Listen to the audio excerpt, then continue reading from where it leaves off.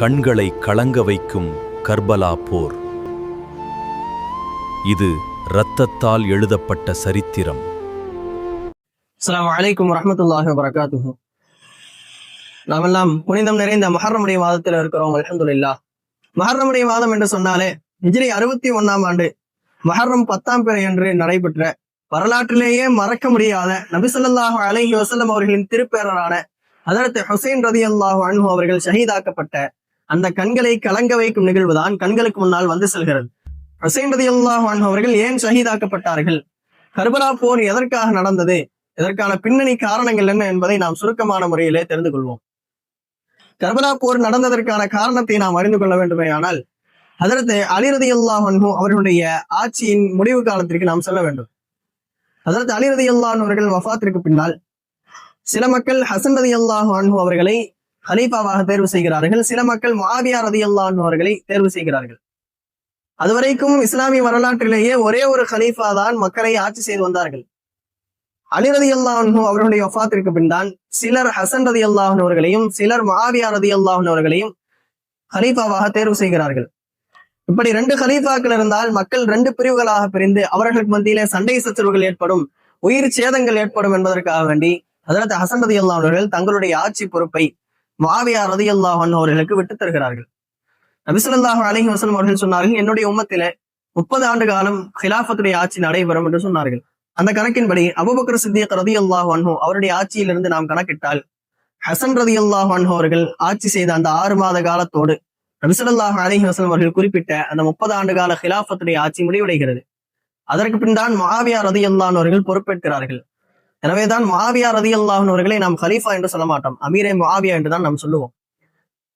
முஆவியா ரலியல்லாஹு அன்ஹு அவர்கள் பொறுப்பேற்று ஆட்சி செய்து கொண்டிருக்கிறார்கள். அப்படி ஆட்சி செய்து கொண்டிருக்கையிலே எனக்கு பின்னால் என்னுடைய மகன் யஸீத் இப்னு முஆவியா தான் ஆட்சிக்கு வருவார் என்று சஹாபாக்களிடத்திலே, குறிப்பாக மதீனாவில் இருந்த பெரும் சஹாபாக்கள் ஹஜ்ரத் ஹுசைன் ரலியல்லாஹு அன்ஹு, அதுபோல அப்துல்லாஹ் இப்னு ஸுபைர் ரலியல்லாஹு அன்ஹு அவர்களிடத்தில் எல்லாம் முஆவியா ரலியல்லாஹு அன்ஹு அவர்கள் சொல்லி என்னுடைய மகனிடத்திலே நீங்கள் பையத் செய்து கொள்ளுங்கள் என்று சொல்லுகிறார்கள். அப்ப அங்கிருந்த பெரும் சஹாபாக்கள் எல்லாம் இதை எதிர்க்கிறார்கள். குறிப்பாக அப்துல்லாஹ் இப்னு ஸுபைர் ரலியல்லாஹு அன்ஹு அவர்கள் சொன்ன வார்த்தை, நபி ஸல்லல்லாஹு அலைஹி வஸல்லம் அவர்கள் எனக்கு பின்னால் இவர்கள் தான் ஹலீஃபாவாக வர வேண்டும் என்று யாரையும் கை காட்டவில்லை. மக்களாக அபூபக்கர் சித்திக் ரலியல்லாஹு அன்ஹு அவர்களை தேர்வு செய்து கொண்டார்கள். அதற்கு அடுத்து ஹலீஃபாவாக வந்த அபூபக்கர் ரலியல்லாஹு அன்ஹு அவர்கள் வஃபாத் ஆகிற பொழுது எனக்கு பின்னால் உமர் ரலியல்லாஹு அன்ஹு அவர்கள் ஹலீஃபாவாக இருப்பார்கள் என்று உமர் ரலியல்லாஹு அன்ஹு அவர்களை கை காட்டி சென்றார்கள்.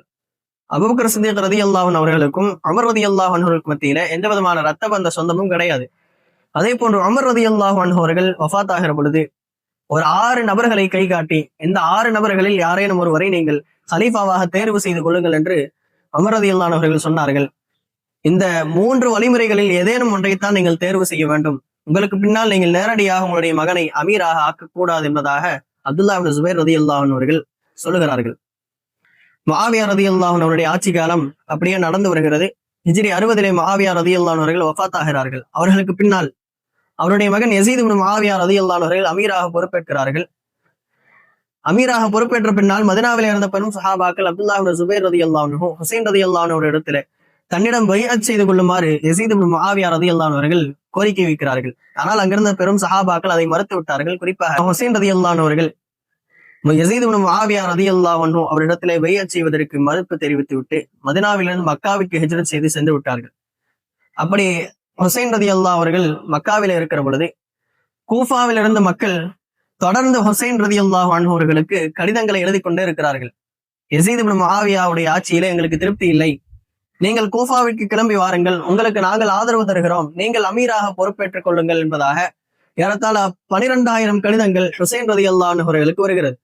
இதையடுத்து ஹுசைன் ரலியல்லாஹு அன்ஹு அவர்கள் மக்கள் இந்த அளவிற்கு வலியுறுத்தி நம்மை அழைக்கிறார்கள் என்று கூஃபாவிற்கு கிளம்புகிறார்கள். கிளம்புவதற்கு முன்னால் தன்னுடைய சிச்சா மகன் முஸ்லிம் இப்னு உகைல் ரலியல்லாஹு அன்ஹு அவர்களை கூஃபாவில் என்ன சூழ்நிலை இருக்கிறது என்பதை பார்த்து வருவதற்காக வேண்டி அனுப்பி வைக்கிறார்கள். அவர்களோடு சிலரும் போகிறார்கள். அப்படி தன்னுடைய சிச்சா மகனை அனுப்பி வைத்துவிட்டு பின்னால் ஹுசைன் ரலியல்லாஹு அவர்களும் புறப்படுகிறார்கள். இந்த செய்தி கேட்ட மற்ற சஹாபாக்கள் எல்லாம் ஹுசைன் ரலியல்லாஹு அவர்கள் தடுக்கிறாங்க. நீங்க அங்க போகாதீங்க, கூஃபா மக்கள் அவங்க தரமாக இருக்கக்கூடிய மக்கள் அல்ல, இன்னைக்கு உங்களை கடிதம் போட்டு வர சொன்னவர்கள் நாளைக்கு இல்லை என்று மறுத்து விடலாம், உங்களை ஏமாற்றி விடலாம், அதனால் நீங்க போக வேணாம்னு சொல்லி சில சஹாபாக்கள் எல்லாம் எச்சரிக்கிறார்கள். ஆனால் ஹுசைன் ரலியல்லாஹு அன்ஹு அவர்கள் பின்வாங்குவதாக இல்லை. ஹுசைன் ரலியல்லாஹு அவர்கள் அவருடைய குடும்பத்தார்கள், அவருடைய குழந்தைகள் என்று ஒரு கூட்டமாக கூஃபாவை நோக்கி பயணப்படுகிறார்கள். முஸ்லிம் இப்னு உகைல் ரலியல்லாஹு அன்ஹு அவர்கள் கூஃபா நகரை சென்று அடைகிறார்கள். அங்கிருந்த மக்கள் எல்லாம் அவர்களை வரவேற்கிறார்கள், அவர்களுக்கு ஆதரவு தருகிறார்கள். இப்படி இருக்கிற நிலையில உபைதுல்லாஹ் இப்னு ஜியாத் என்பவரை யஸீத் இப்னு முஆவியா ரலியல்லாஹு அன்ஹு அவர்கள் கூஃபா மாநகரத்தினுடைய கவர்னராக பணியமர்த்துகிறார்கள். உபைதுல்லாஹ் இப்னு ஜியாத் பொறுப்பிற்கு வந்தவுடன் அங்கிருந்த மக்கள் முஸ்லிம் இப்னு உகைல் ரலியல்லாஹு அன்ஹு அவர்களுக்கு ஆதரவு தந்த மக்கள் எல்லாம் பின்வாங்கி விடுகிறார்கள். முஸ்லிம் இப்னு உகைல் ரலியல்லாஹு அன்ஹு அவர்கள் வந்த செய்தியை கேட்ட உபைதுல்லாஹ் இப்னு ஜியாத் அவர்களை கைப்பற்றி அவர்களை சிறைப்பிடித்து கொலை செய்து விடுகிறார். முஸ்லிம் ரலியல்லாஹு அன்ஹு அவர்கள் கொலை செய்யப்பட்ட அந்த செய்தி ஹுசைன் ரலியல்லாஹு அவர்களுக்கு கிடைக்கவில்லை. அவர்கள் கூஃபாவை நோக்கி பயணம் செய்து வந்து கொண்டே இருக்கிறார்கள். ஒரு இடத்துல வருகிற பொழுது அவர்களுக்கு இந்த செய்தி கிடைக்கிறது. இதுபோல் நீங்க அனுப்புற உங்களுடைய சிச்சா மகன் முஸ்லிம் இப்னு உகைல் ரலியல்லாஹு அன்ஹு அவர்கள் உபைதுல்லாஹ் இப்னு ஜியாதால் கொலை செய்யப்பட்டு விட்டார்கள் என்ற செய்தி கிடைத்த உடனே ஹுசைன் ரலியல்லாஹு அவங்க தங்களோடு வந்து அந்த கூட்டத்தார்கிட்ட சொன்னாங்க, இந்த மாதிரி ஒரு நிகழ்வு நடந்திருக்குது, எனவே இப்படியே இங்கிருந்து வீட்டிற்கு திரும்பி செல்ல வேண்டும் என்று நினைப்பவர்கள் தாராளமாக செல்லுங்கள், அதனால் நீங்கள் குறை கூறப்பட மாட்டீர்கள் என்று சொல்லுகிறார்கள். சில நபர்கள் அந்த கூட்டத்திலிருந்து பிரிந்து மீண்டும் ஊருக்கு திரும்பி செல்கிறார்கள். மீதமிருந்த நபர்கள் கூஃபாவை நோக்கி பயணம் செய்து கொண்டே இருக்கிறார்கள். ஹுசைன் ரலியல்லாஹு மீதம் இருப்பவர்கள் கூஃபாவை நோக்கி பயணம் செய்து கொண்டே வருகிறார்கள்.